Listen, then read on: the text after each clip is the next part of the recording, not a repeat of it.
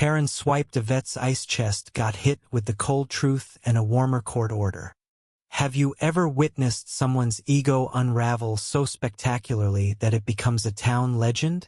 In the quiet parking lot of Mill Creek's only grocery store, Karen Delaney's rage erupted like a volcano, shattering an ice chest and her own reputation in one reckless swing.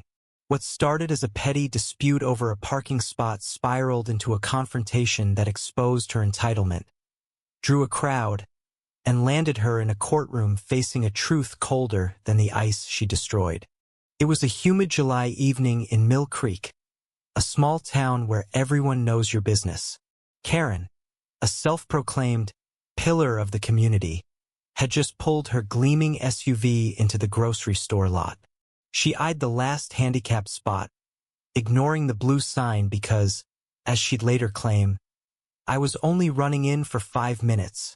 But that spot belonged to Tom Hargrove, a 42-year-old Army veteran who relied on it to pick up his weekly medical supplies. Insulin kept chilled in a modest ice chest. Tom, still adjusting to civilian life after a leg injury in Afghanistan, parked beside her, his beat-up pickup a stark contrast to her polished ride. He politely asked her to move, pointing out the sign. Karen's response? A scoff and a venomous, "I don't see your name on it, soldier boy." Tom, used to keeping his cool under pressure, explained that he needed the spot for his disability. Karen didn't budge. Instead, she doubled down, accusing him of faking it for sympathy. The argument escalated, drawing the attention of shoppers pushing carts and a few teenagers loitering nearby. Karen's voice grew louder, her face redder, as she hurled insults about Tom's entitled veteran attitude. Then, in a moment that would haunt Mill Creek's gossip circles, she spotted the ice chest in Tom's truck bed. With a sneer, she grabbed a crowbar from her "You've kept for emergencies," she'd later claim, and smashed the chest open.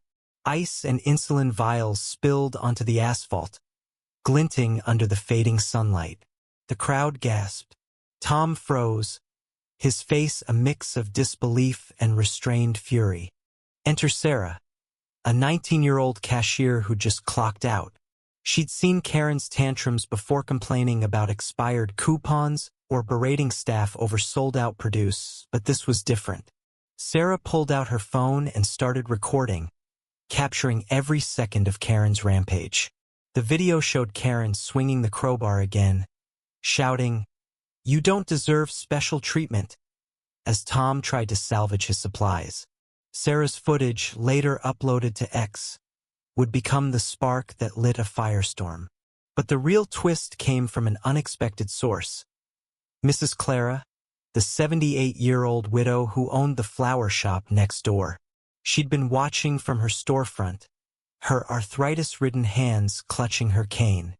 Clara, a Vietnam War nurse, hobbled over and planted herself between Karen and Tom. "You disgrace this town," she said, her voice steady but sharp. The crowd fell silent. Karen, momentarily stunned, tried to laugh it off, but Clara's glare forged in war zones shut her down.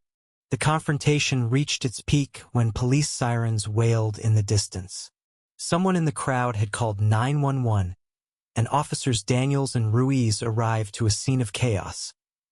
Karen still clutching the crowbar, Tom kneeling over his ruined supplies, and Sarah's phone still rolling. Karen tried to spin a tale, claiming Tom had threatened her and she was defending herself. But Sarah's video told a different story, and the crowd's murmurs backed it up. Officer Daniels, a no-nonsense cop with a soft spot for veterans, cuffed Karen as she shrieked about her rights. Tom, meanwhile, was left to reckon with the loss of his insulin, a month's supply he couldn't easily replace. Clara, ever the nurse, offered to drive him to the pharmacy for an emergency refill, her old station wagon idling nearby. Karen's downfall was swift and brutal. Sarah's video went viral on X, racking up thousands of shares and comments by morning. The hashtag Mill Creek Meltdown trended locally, with users calling Karen everything from entitled to a walking stereotype. The footage was damning. Karen's wild swings, her venomous words, and Clara's quiet courage painted a clear picture. Local news picked it up, interviewing Tom, who spoke softly about his service and the daily struggle of managing his diabetes. The community rallied, launching a fundraiser to replace his supplies.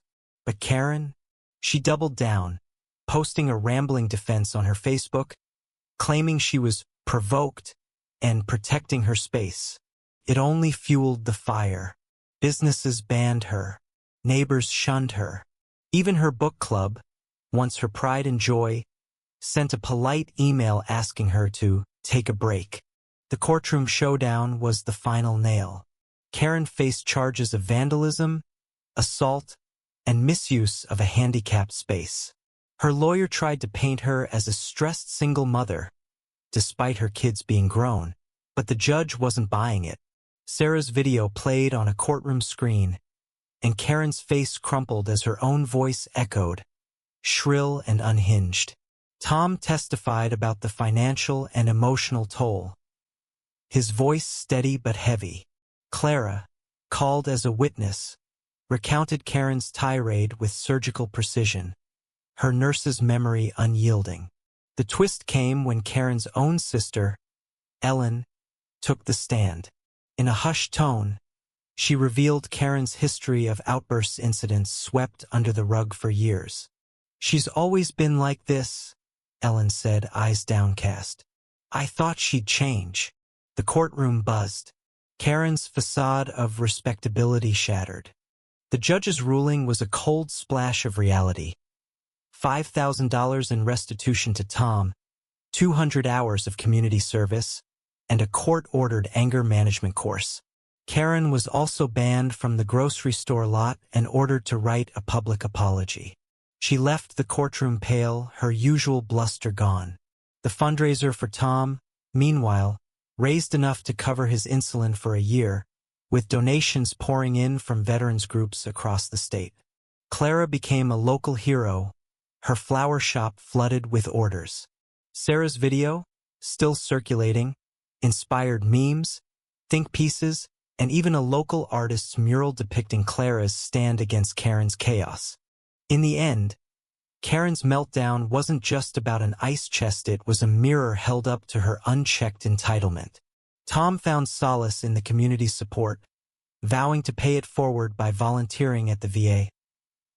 Clara, ever humble, returned to her shop, her cane tapping softly as she arranged roses. And Karen? She's quieter now, her SUV rarely seen in town. The cold truth of her actions and the warmer embrace of justice reshaped Mill Creek, proving that even in a small town, one person's courage can thaw the iciest of hearts. What do you think? Did Karen get what she deserved?